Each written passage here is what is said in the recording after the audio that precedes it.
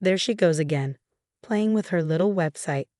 My sister Sophia's voice dripped with condescension as she walked past my workspace in her parents' basement. I was hunched over my laptop, debugging code for what would become one of the most revolutionary e-commerce platforms in history. Though my family didn't know that yet. When are you going to get a real job, Emma? This time it was my brother Nathan, straightening his expensive tie before heading to his position as junior VP at Anderson Financial. You can't live in mom and dad's basement forever. I glanced at my bank account on my second monitor, $2.4 million in revenue last month alone. But they didn't need to know that. Not yet. I'm doing fine, I said quietly, continuing to type. The platform was growing faster than I'd anticipated, and I needed to scale the servers to handle the increasing traffic. Fine, Sophia scoffed, gesturing at my worn jeans and simple t-shirt. Look at you, I'm managing 50 people at Goldman Sachs. Nathan's about to make VP, and you're sitting here in your pajamas playing entrepreneur. If only they knew that their little sister playing entrepreneur had just declined an acquisition offer for $100 million because it was too low. My platform, Market Share, was revolutionizing how small businesses operated online, though I purposely kept my involvement anonymous. The tech world knew Market Share's founder only as E.G. Wilson, a reclusive tech genius who never appeared in public. Leave her alone, Mom called from upstairs, her voice tired. At least she's trying something. That something had processed over $500 million in transactions last month. But I let them think I was struggling. It was easier that way. No expectations, no pressure, no family members asking for loans or investments. I remember the day I first pitched my idea to them, 3 years ago. We were all sitting around the dinner table, celebrating Nathan's promotion to junior VP. I have an idea for an e-commerce platform, I'd said during a rare moment of silence. It's like Shopify, but with integrated AI that helps small businesses optimize their. Oh honey, Mom had interrupted, sharing a knowing look with Dad. The internet is already full of those things. Why not apply to Anderson Financial with Nathan? They have a great training program. She doesn't have the experience for Anderson, Nathan had said dismissively. Maybe start with something entry-level, build some real business skills first. That night, I'd gone back to my basement workspace and registered the domain for Market Share. 3 years later, that little website was handling more money daily than Anderson Financial processed in a month. The basement setup was my choice. I could have bought a mansion, but staying here helped maintain my cover. Besides, the basement had good internet speed, and I'd secretly upgraded the electrical system to handle my servers. My family thought the constant humming was just my gaming computer. Ms. Wilson. My earpiece buzzed quietly, Jenny, my remote assistant, keeping me updated while maintaining my privacy. The merger talks with Global Tech are confirmed for next week. Their CEO is very interested in the integration possibilities. I smiled slightly.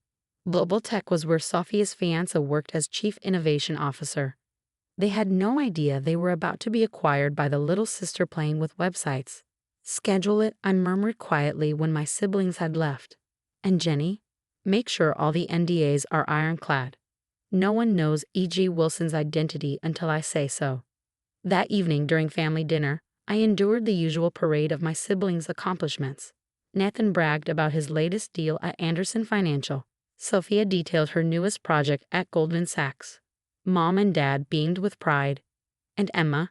Aunt Margaret asked kindly, "How's your internet thing going?" "It's fine," I said, pushing food around my plate. "Getting some traffic." You know, Nathan leaned forward, ever the concerned older brother. Anderson is looking for social media managers. Not exactly executive track, but it could be a good start for someone with your interests. I bit back a laugh. Earlier that day, I'd signed off on acquiring a smaller competitor for $50 million. The business headlines were buzzing about E.J. Wilson's latest strategic move, though none of them knew she was sitting in her parents' basement eating meatloaf. "I'll think about it," I said mildly. Later that night, as my family slept, I conducted a video call with my executive team. All of them worked remotely and had never met me in person. The screen showed 15 faces, each representing a different aspect of Market Share's operations. "The Global Tech acquisition is proceeding as planned," my CFO reported. Their board is enthusiastic about the possibility of integrating their brick-and-mortar retail solutions with our online platform. And Anderson Financial? I asked, thinking of Nathan. Their stock dropped another 12% this week, my head of strategy replied. They're struggling to compete with our integrated payment systems. Acquisition potential within 6 months if this trend continues.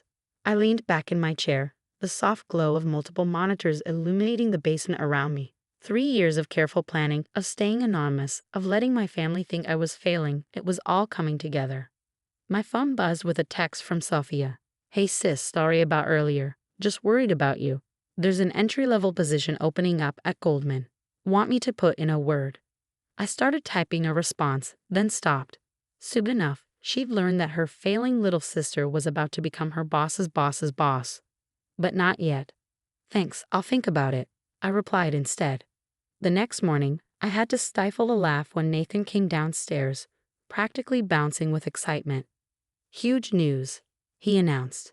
Anderson Financial is in talks with a major tech company for a potential merger. This could be massive for my career. I nodded, already knowing that Anderson was desperately trying to modernize its outdated systems. They'd approached market share through intermediaries, not realizing that the mysterious E.J. Wilson was the little sister of one of their junior VPs.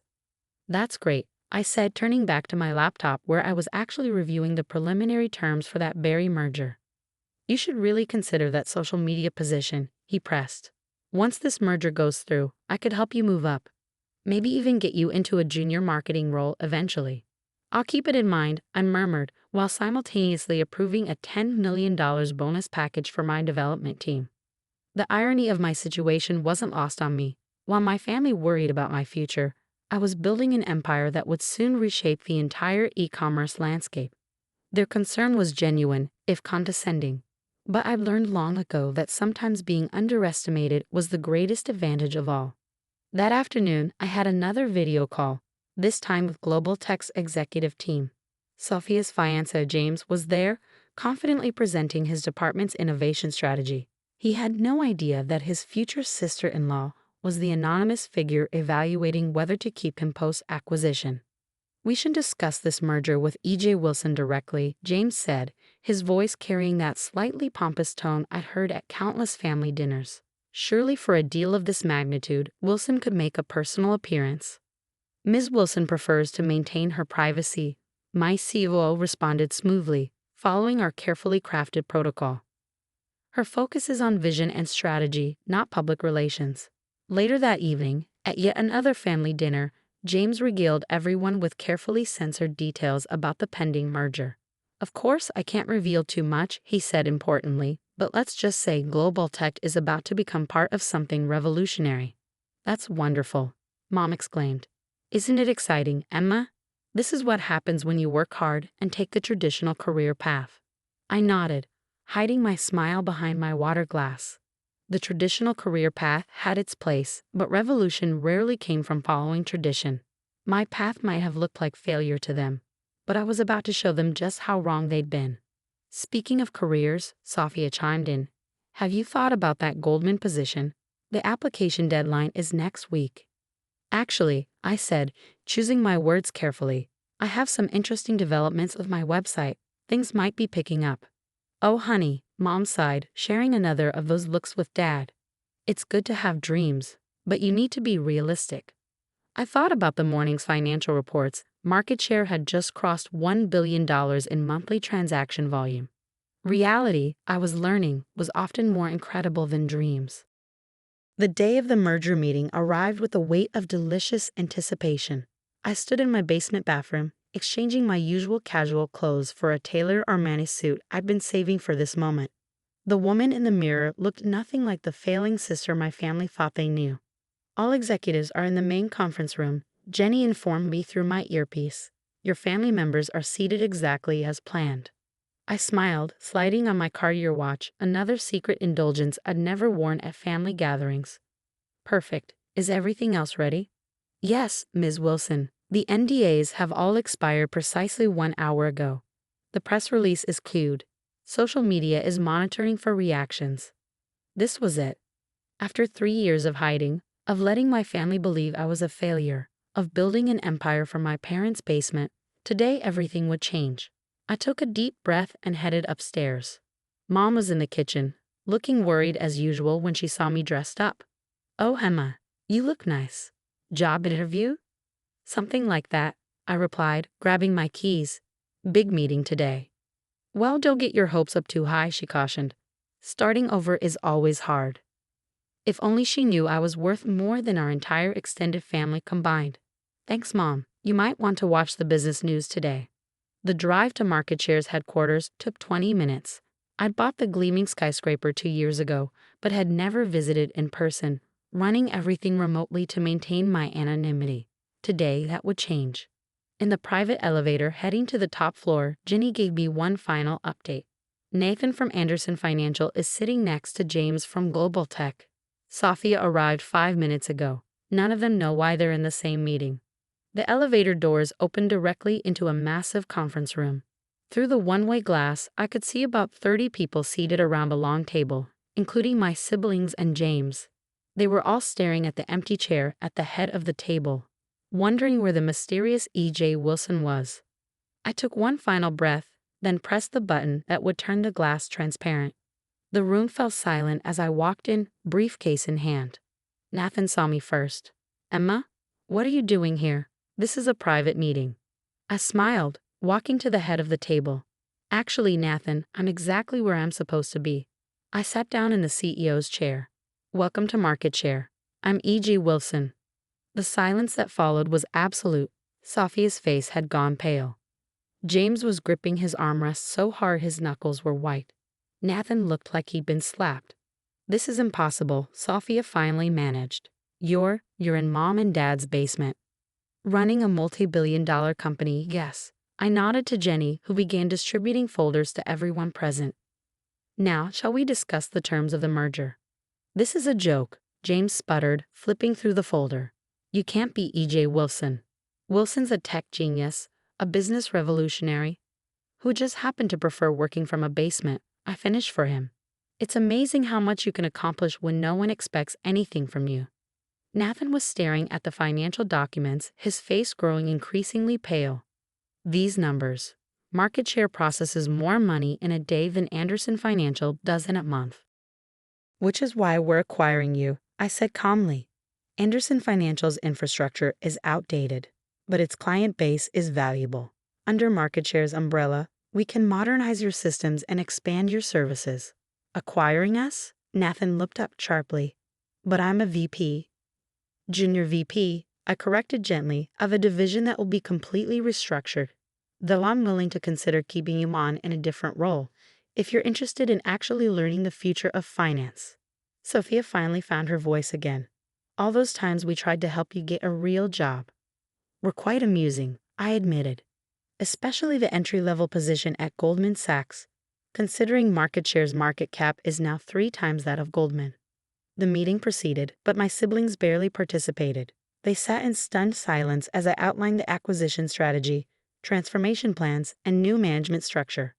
By the end, there was no doubt who was in charge. One final note I said as the meeting concluded. "James, I've reviewed your innovation strategy for Global Tech.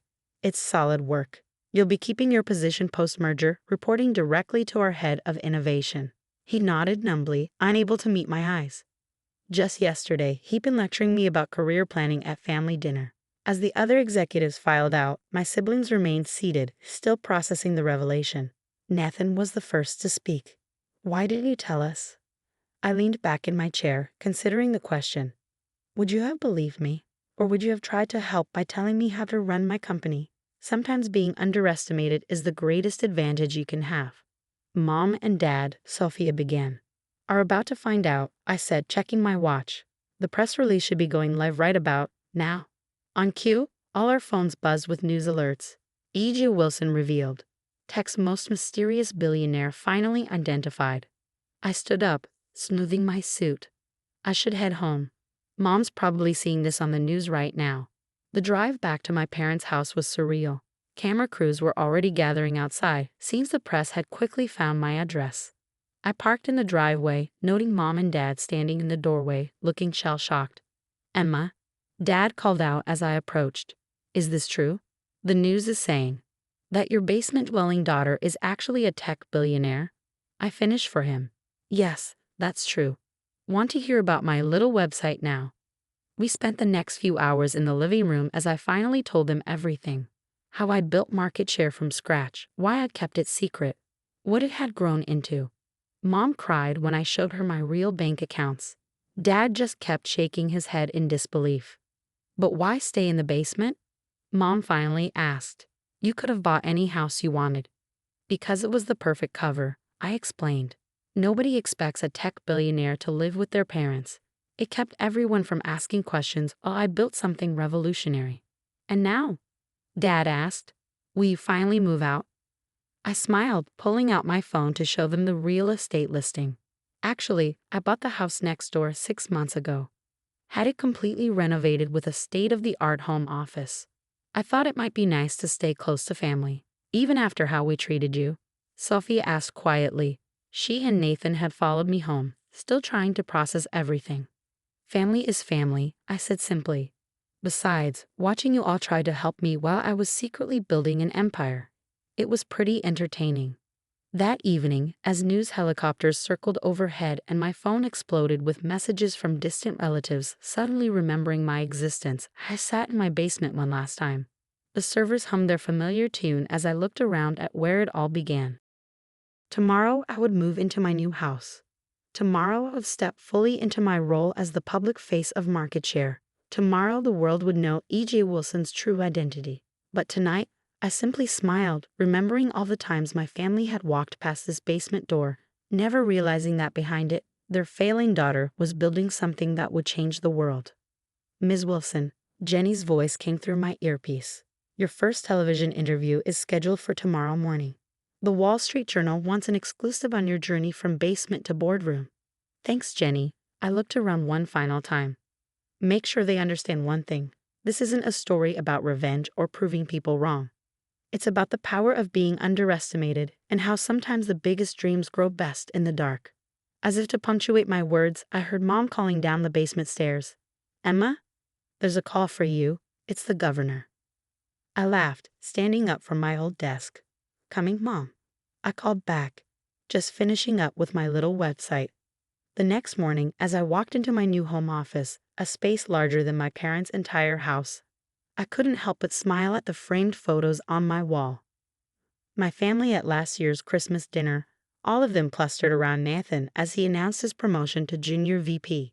The failing sister stood in the background, smiling secretly, already worth billions. Below it, I'd hung a new photo.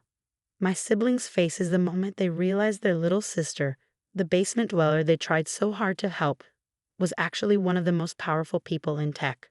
Sometimes success isn't about proving others wrong. Sometimes it's about proving yourself right, even if you're the only one who knows it. At least until the right moment to let everyone else in on the secret.